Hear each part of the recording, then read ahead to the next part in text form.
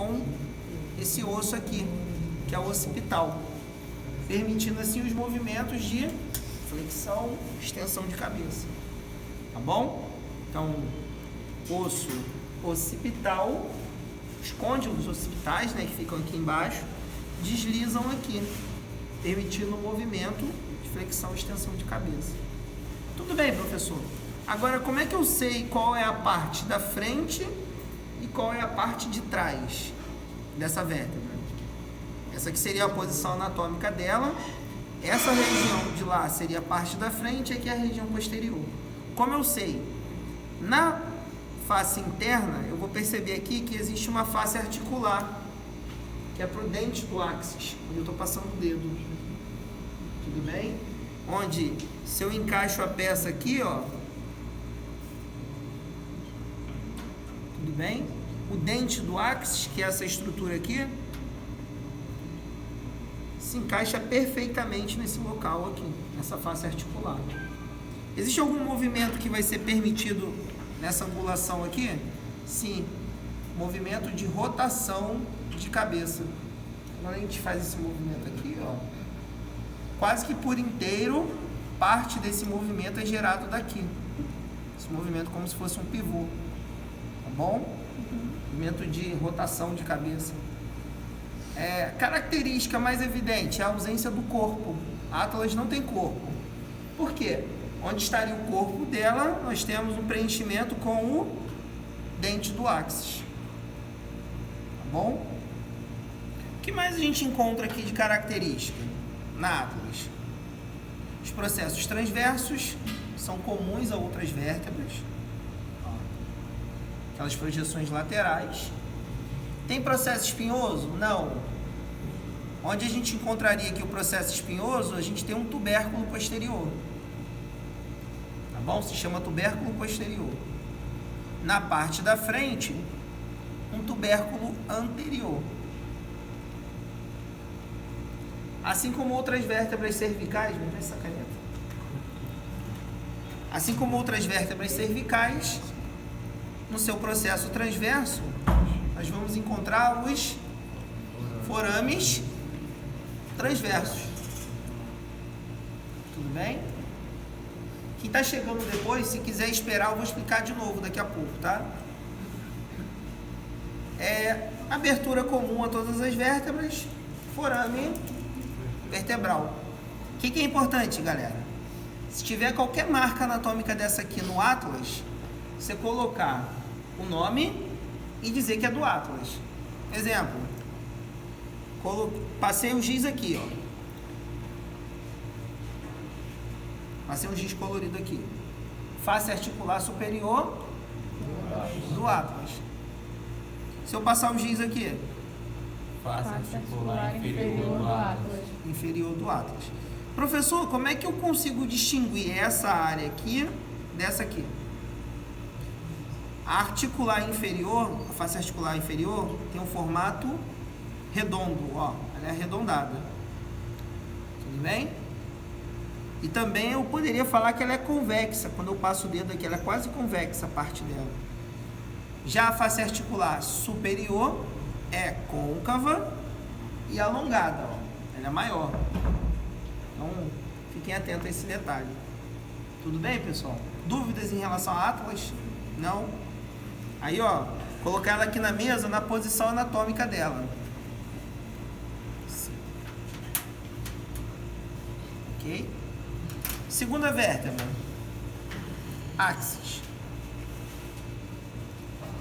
Segunda vértebra cervical. Característica mais evidente aqui. O dente do áxis. Tá bom?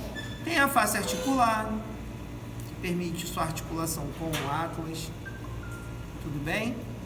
Ela apresenta forame vertebral, que é comum a todas as vértebras. Tem processo transverso? Tem processo transverso. Tem processo espinhoso? Tem processo espinhoso.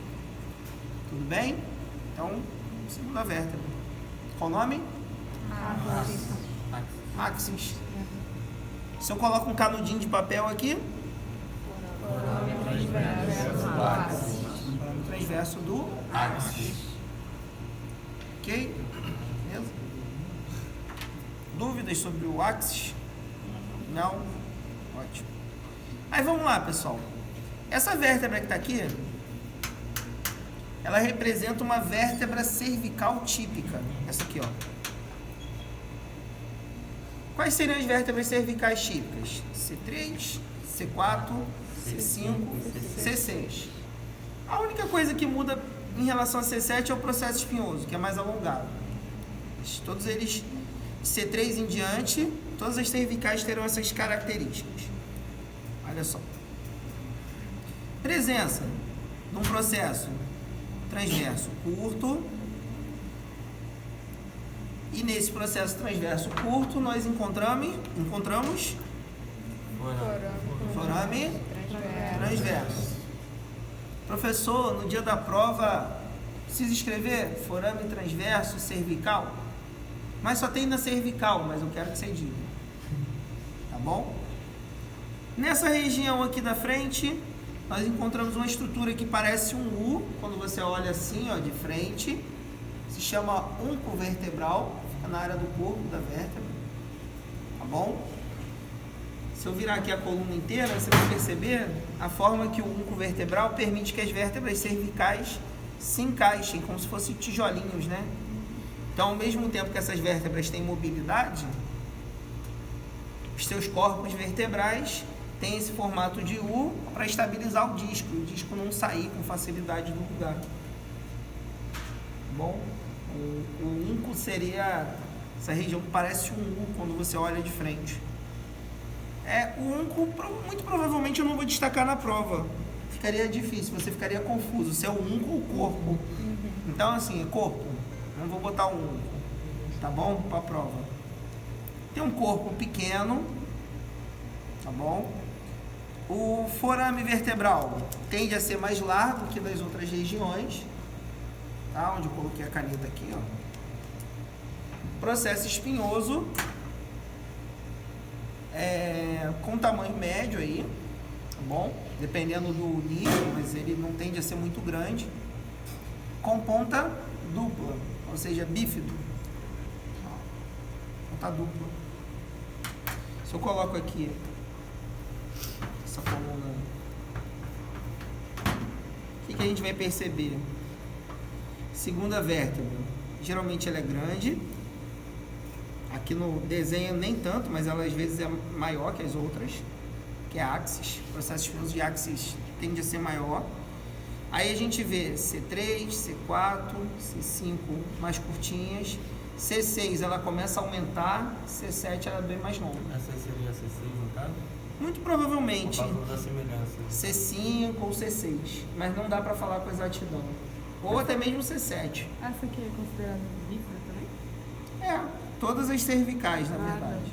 Você vai ver que todas elas têm meio que uma ponta dupla. Isso acontece por conta de um ligamento que a gente tem, que se chama ligamento nucal. Ele fica fixado aqui. Tá bom? Da região do tórax para baixo, a gente vai ver isso na aula que vem. Ele se chama ligamento supraespinal. Na cervical, ligamento nucal. Então, como ele é duplo na região cervical, faz essa ponta dupla no processo espinhoso. Tudo bem? Então, assim, são várias características que fazem você reconhecer que essa é uma vértebra cervical. Tá bom? Alguma dúvida em relação à cervical, pessoal? Não? Região do tórax. Ó, região torácica. As vértebras vão ter características comuns, tá bom? Em relação ao número de vértebras, encontramos 12 vértebras. 12 vértebras, cada vértebra conectada a uma costela. Então a gente já sabe, esse é o assunto que a gente vai ver depois de dorso, que em relação às costelas, nós vamos encontrar um total de 12 costelas. A gente vai ver como elas se agrupam, né? Mas 12 costelas para 12 vértebras da região do tórax. Características: corpo corpo com tamanho médio, se a gente compara com a cervical e a lombar. O corpo tem um tamanho médio, tá bom? Processo transverso não é o melhor exemplo. Pega uma vértebra do tórax aí, por favor. Deixa eu ver se daí tá melhor. Olha o ponto, né?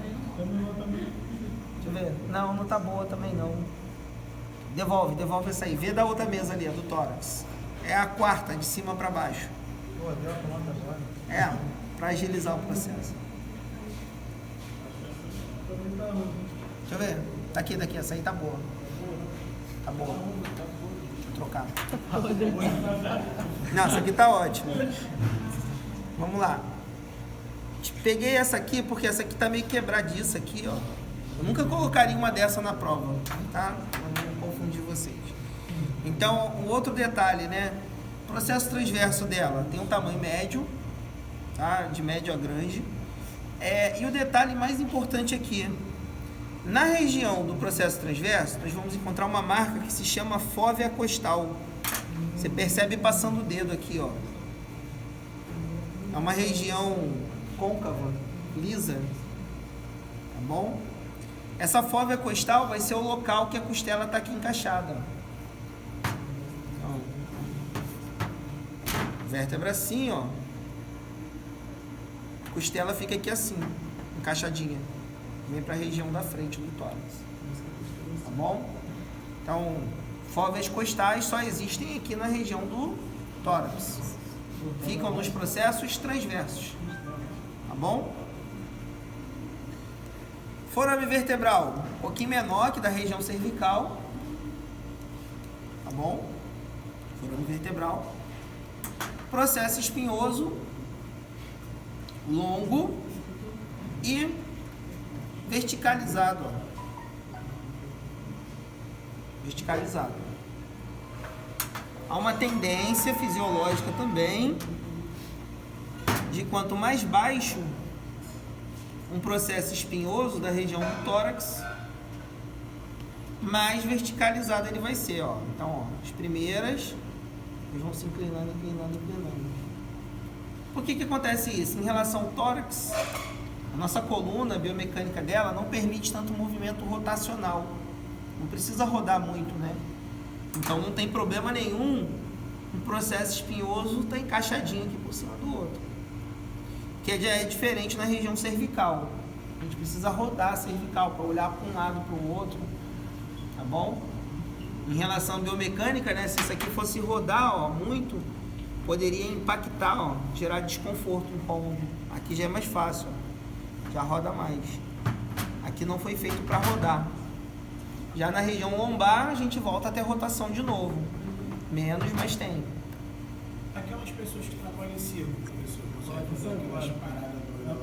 então, essas pessoas que trabalham em circo, elas tendem, ou pessoas contorcionistas em geral, tendem a ter ligamentos, não só da coluna, como de todo o corpo, frouxos, entendeu?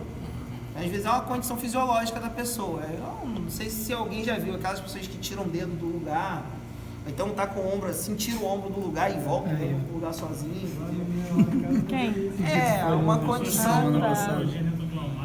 Ah, condição genética mesmo, tá? A gente ainda não viu muitos ligamentos, mas a partir da aula que vem eu vou botar aqui um pedaço da coluna do cadáver, aí eu vou destacar os ligamentos. Então, assim, seriam esses ligamentos que têm uma condição, né, de ter mais colágeno, tá bom? E aí algumas pessoas têm essa condição, certo? Então, vértebra torácico, vértebra do tórax. Região lombar, está quebrado aqui o processo transverso também, tá? Processo transverso, tamanho médio em relação à proporção da vértebra, um corpo grande, tá bom? Processo espinhoso, na vista lateral, é o formato retangular, ó. Tudo bem? Beleza? Corpo, claro, né? Grande. Forame vertebral, tamanho médio também. A região lombar tende a ser maior que da região do tórax. Bom? Bem tranquilo de identificar a lombar e suas marcas. Aí a gente vem para o sacro, estrutura que Eu não marquei na aula passada. Não expliquei, né? Em relação ao sacro, ele pega aqui a porção inferior.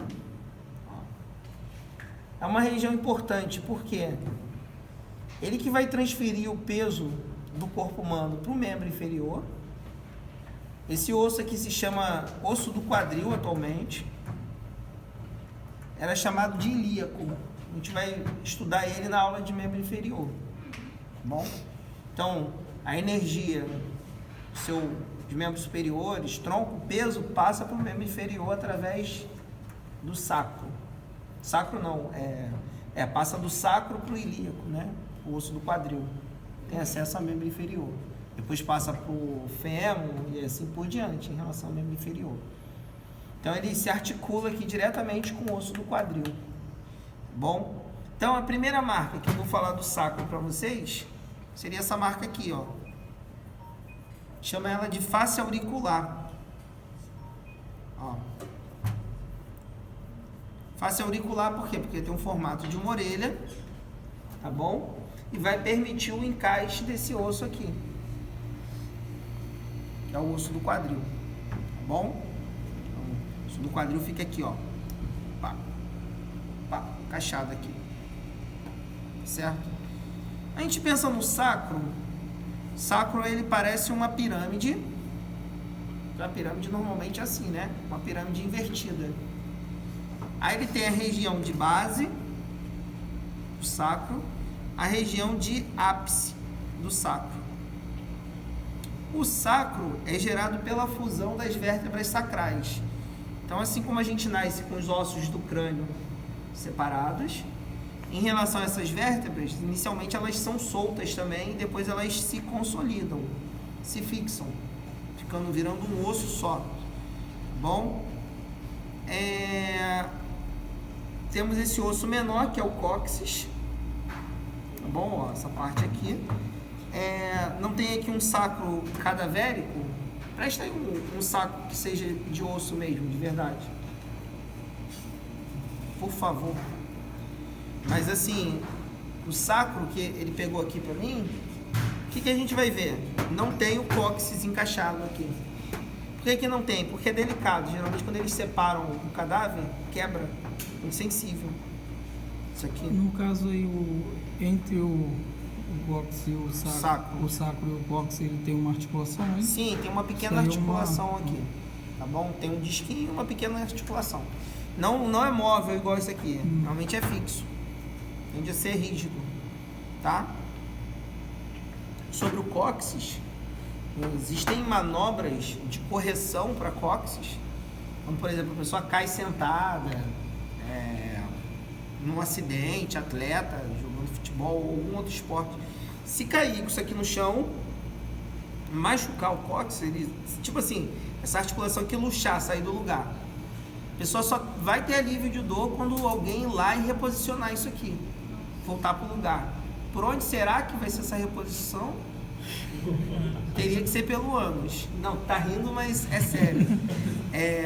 Uma correção dessa aqui teria que ser um acesso pelo ânus, não teria outro jeito, entendeu? Então, assim, eu não trabalho com isso, mas tem especialistas, fisioterapeutas ou médicos, ortopedistas que vão precisar fazer manobras assim. Exemplo, né? Tem que ir lá, tá fora do lugar, tem todo um procedimento lá, explica-se ao paciente.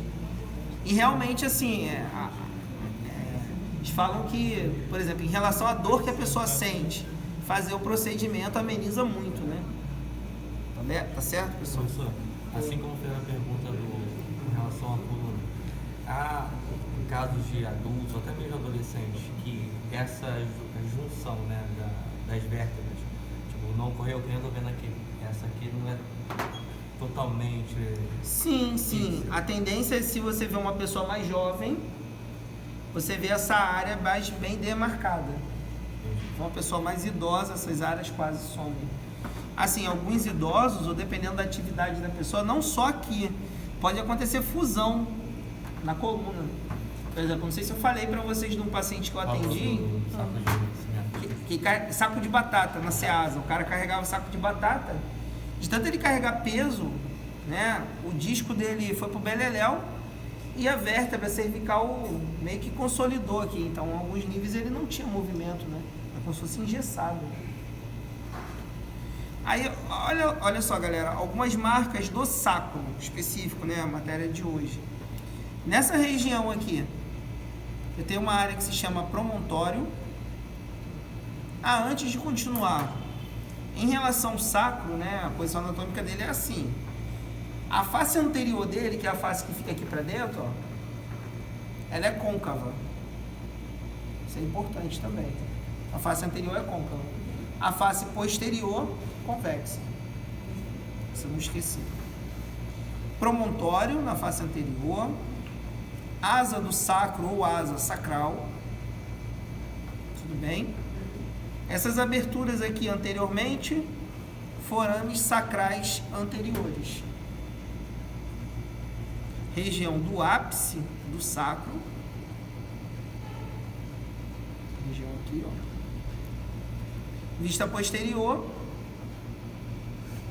Forames sacrais posteriores. Tudo bem?